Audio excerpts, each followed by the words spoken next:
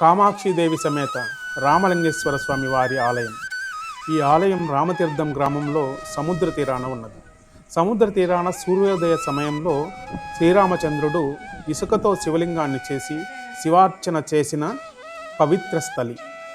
ఆంధ్ర రాష్ట్ర రామేశ్వరంగా దక్షిణ కాశీగా వెలిసిల్లుతున్న పవిత్ర శివక్షేత్రం.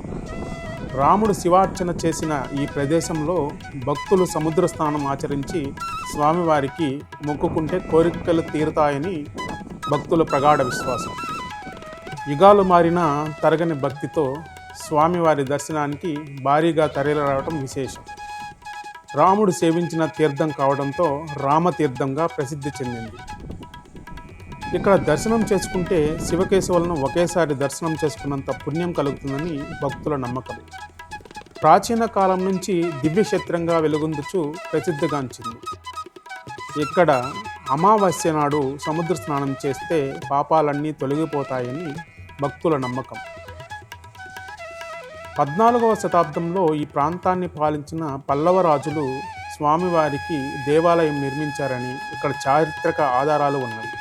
18వ శతాబ్దంలో స్థానికుడైన కోటంరెడ్డి శేషాదిరెడ్డికి స్వామివారు స్వప్న దర్శనంతో ప్రేరణ పొంది ఆలయాన్ని జీర్ణోద్ధరణ చేశారు. రామతీర్థం శ్రీరాముడు నడయాడిన నేల. త్రేతాయుగంలో శ్రీరాముడు సీతాన్వేషణ చేస్తూ తూర్పు తీరాన వెళ్తుండగా శివపూజకు వేళ కావడంతో ఓ ప్రాంతానికి చేరుకుని అక్కడే శివ సైకత లింగాన్ని ప్రతిష్ఠించి కొలిచారని చెప్తారు. అదే నేడు రామతీర్థంగా విరాజిల్లుతుందని పురాణ ప్రతీతి. శ్రీరాముడు నడయాడిన తీరంగా రామతీర్థం ప్రసిద్ధికెక్కింది.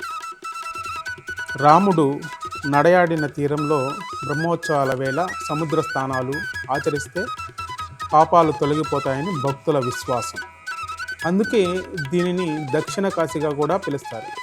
ఇక్కడ ప్రతిష్ఠించిన స్ఫటికలింగాన్ని గుర్తించిన పల్లవరాజులు 14వ శతాబ్దంలో ఈ ప్రాంతంలో ఆలయాన్ని నిర్మించి అప్పటి నుంచి ఇక్కడ బ్రహ్మోత్సవాలను నిర్వహిస్తారు.